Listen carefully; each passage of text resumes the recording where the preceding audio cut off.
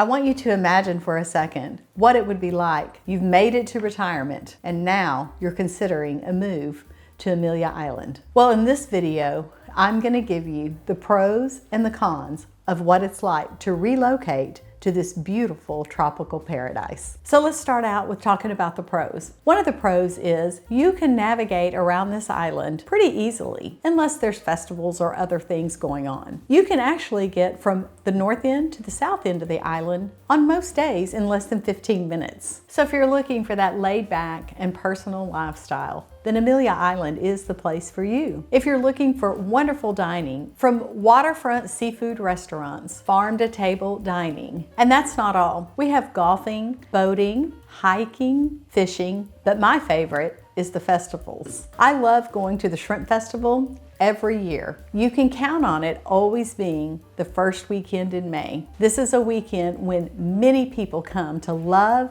and enjoy the island that we get to call home. The other festivals that are my favorites, I also love one called Dickens on Center. This is a great kickoff to the Christmas season. You will find people down there in Victorian character. You will find potentially snow in certain areas. The streets are closed down. The children are safe. There's a playing area for the children. And at night, we have the most spectacular drone show. Another wonderful pro about living here on the island is healthcare.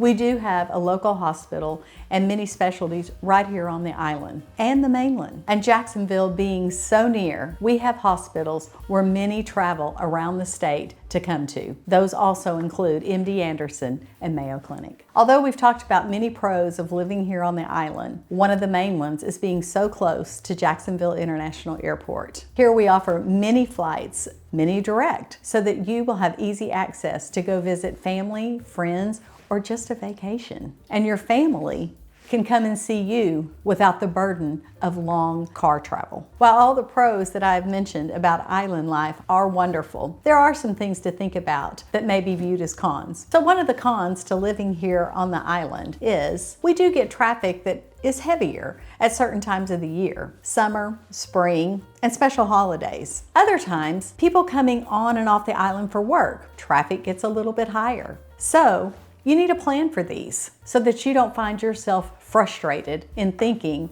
it's just slow island time all the time. So not only does seasonal tourism affect the traffic on Amelia Island, you will also experience longer waits at restaurants, tighter parking, and additional people enjoying our beaches. Although we do have wonderful medical care right here on the island, we don't have all specialties. And that's why I referred to Jacksonville earlier. Jacksonville is close. However, if something were to happen that required intensive medical care, maybe something more like a trauma unit, we do have a helicopter pad helicopter that can life flight you right out of here. And as you know, with Florida comes hurricane season. So there are times when the hurricane is close that we are asked to evacuate. Fortunately, that's not very often because of where we are located geographically.